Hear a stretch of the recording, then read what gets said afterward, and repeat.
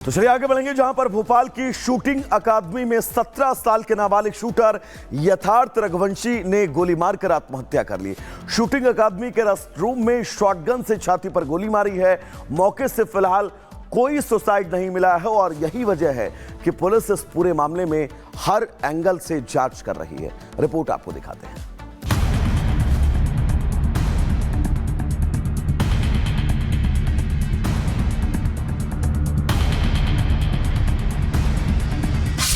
जिंदगी से क्यों हार मान गया नाबालिग? शूटर यथार्थ ने क्यों बनाया अपने को निशाना? 40,000 चोरी के आरोप ने जिंदगी ले ली। नाम यथार्थ रघुवंशी, उम्र महज 17 साल। शूटिंग की दुनिया में ये नौनिहाल देश को मेडल दिलाता, देश का नाम रोशन करता। उसके पहले ही अपने को गोली मारकर देश की सारी उम्मीदों पर पानी फेर दिया। नाबालिग पर आरोप सिर्फ इतना था कि उसने 40,000 रुपए की चोरी की है।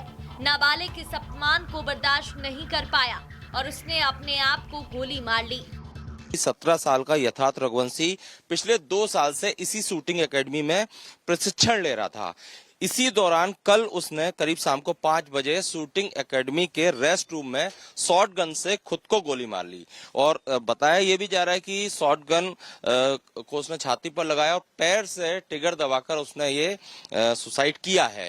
इस पूरे घटनाक्रम में सुसाइड नोट तो नहीं मिला है, लेकिन पुलिस इन्वेस्टिगेशन में ये चीज निकलकर सामने आ रही है कि यथार्थ रघुवंशी पर किसी अन्य खिलाड़ी ने 40,000 रुपए की चोरी का संदेह जताया था, जिसके बाद से वो परेशान था, थोड़ा डिप्रेस था। उसने अपने परिजनों को और घर के बाकी लोगों को व्हाट्सएप पे कुछ मैसेज भी किए थे कि वो सुसाइड कर लेगा।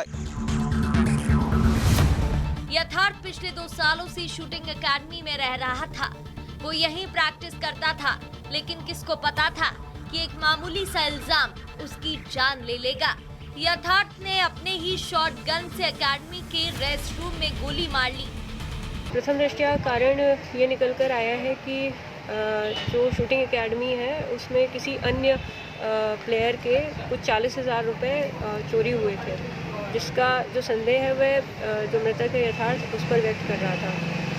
तो इसको लेकर के वो व्यथित था और कल लगातार जो भी बातचीत हुई है परिजनों से, उसमें लगातार वो मैसेज अपनी कजिन सिस्टर को, अपने पिताजी को और अपने फ्रेंड्स को, 1-2 फ्रेंड्स को मैसेज इस प्रकार के कर रहा था कि मैं सुसाइड की बात है वो सुबह से ही लगभग कर रहा था।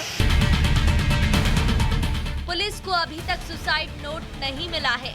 जल्द ही यथार्थ के परिजनों के बयान को लेकर अकेडमी स्टाफ से भी पूछताछ करेगी, ताकि ये पता लगाया जा सके कि यथार्थ ने किसके दबाव में अपनी जिंदगी खत्म कर ली।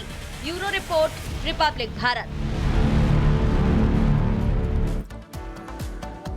दर्शकों, पैसे का लालच देकर धर्म परिवर्तन ये कोई नई खबर नहीं है, लेकिन मध्य प्रदेश के तो चलिए दर्शकों, शुरुआत दक्षिण भारत की उस खबर से करेंगे जो लगातार दक्षिण भारत के तमाम इलाकों को परेशान कर रही है।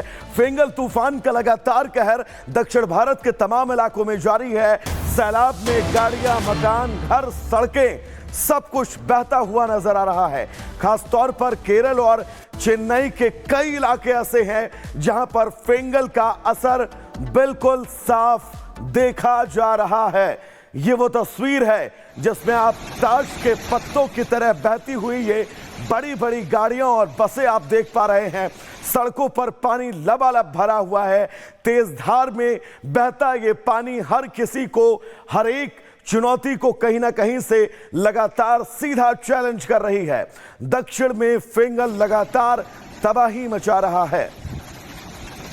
तो ये वो तस्वीर है जिस तस्वीर के जरिए फेंगल तूफान की तबाही को आप भली भांति समझ सकते हैं और ये तबाही किस कदर इन तमाम इलाकों को परेशान कर रही है, आप इन तस्वीरों से समझिए। चलिए इस बीच एक और बड़ी खबर, जहां पर केरल के कुन्नूर में जहां भीषण सड़क हादसा हुआ है। 2 बसों की आमने सामने टक्कर हुई है। हादसे का सीसीटीवी वीडियो भी सामने आया है। दोनों बसों के यात्रियों को चोटें आई हैं। तो ये तस्वीर और रोंगटे खड़े कर देने वाली, दिल को दहला कर रख देने वाली दो बसें आमने सामने से आ रही थी और इन बसों में टक्कर कितनी भीषण हुई, कितना भयानक हादसा था, उसकी यह तस्वीर देखकर आप अंदाजा लगा सकते हैं। दिल को दहलाने वाली इस तस्वीर के बीच आगे बढ़ेंगे। केरल के अलपुझा में हादसा हुआ है, जहां पर बस और कार की टक्कर हुई है। हादसे में कार बुरी तरह क्षतिग्रस्त हुई है। कार में सवार 5 लोगों की मौत हुई है। दरअसल मेडिकल के छात्र इस कार में सवार थे, दर्दनाक हादसे का शिकार हुए और इन 5 छात्रों की मौत हो गई। यह तस्वीर यहां पर बस और कार की टक्कर हुई है। हादसे में कार बुरी तरह क्षतिग्रस्त हुई और इस हादसे में 5 मेडिकल के छात्रों की दर्दनाक मौत हुई है।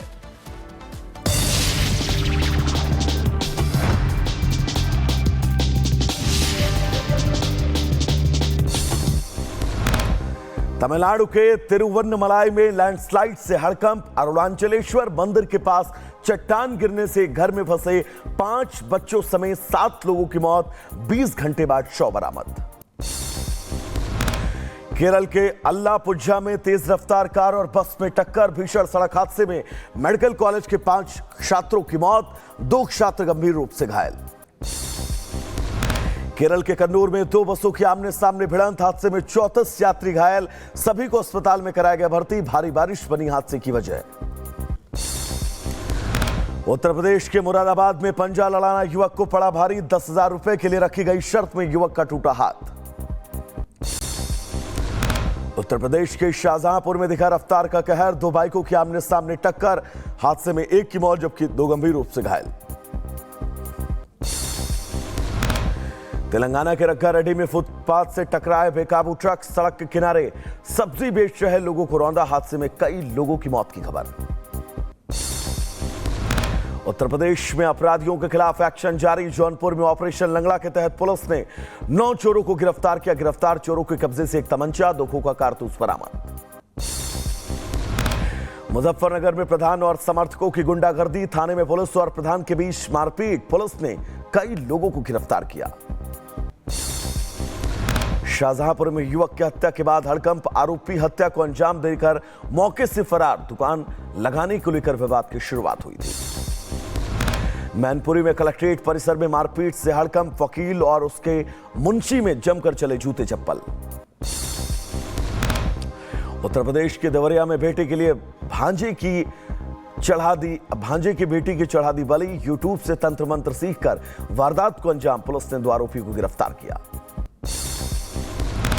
महाराष्ट्र में 4 दिसंबर को बीजेपी विधायक दल की बैठक। निर्मला सीतारमण और विजय रूपाणी बनाए गए ऑब्जर्वर। महाराष्ट्र में 5 दिसंबर को मायावती सरकार का शपथ ग्रहण। सिर्फ सीएम और 2 डिप्टी सीएम लेंगे शपथ। 6 दिसंबर के बाद मायावती की बैठक। गुजरात के पूर्व मुख्यमंत्री विजय रूपाणी आज शाम पहुंचेंगे मुंबई। सीतारमण कल मुंबई में विधायकों से करेंगे मुलाकात। फिर खराब हुई एकनाथ शिंदे की तबीयत। बीजेपी नेता गिरीश महाजन हालचाल लेने पहुंचे। मुलाकात के बाद बोले, गठबंधन में सब कुछ ठीक है। पीएम मोदी और गृह मंत्री आज चंडीगढ़ के दौरे पर। 3 नए आपराधिक कानून राष्ट्र को करेंगे समर्पित। दौरे को लेकर कड़ी सुरक्षा व्यवस्था के इंतजाम। संसद की कार्यवाही आज सुचारू ढंग से चलने की उम्मीद। लोकसभा स्पीकर के साथ मीटिंग में नियमों के तहत चर्चा की सहमति। अभी तक की सदन की कार्यवाहियां हंगामे की भेंट चढ़ चुकी हैं। संसद में संविधान पर होने वाली चर्चा में बोलेंगे पीएम। 13 और 14 दिसंबर को लोकसभा में संविधान पर चर्चा। 16 और 17 दिसंबर को राज्यसभा में संविधान पर चर्चा। प्रधानमंत्री नरेंद्र मोदी ने देखी film the Sabarmati report. Film के एक्टर विक्रांत मैसी और एक्ट्रेस राशि खन्ना भी रहे मौजूद। संसद के बालयोगी ऑडिटोरियम में फिल्म की special screening. Film the Sabarmati report देखने के बाद बोले अमित शाह, फिल्म ने देश को गोधरा के सच से परिचित करवाया। इस फिल्म के माध्यम से लोगों को सच पता चल रहा है। अभिनेता जितेंद्र ने पीएम मोदी के साथ द साबरमती रिपोर्ट फिल्म देखने के बाद कहा, पहली बार कोई फिल्म प्रधानमंत्री के साथ देख रहा हूं।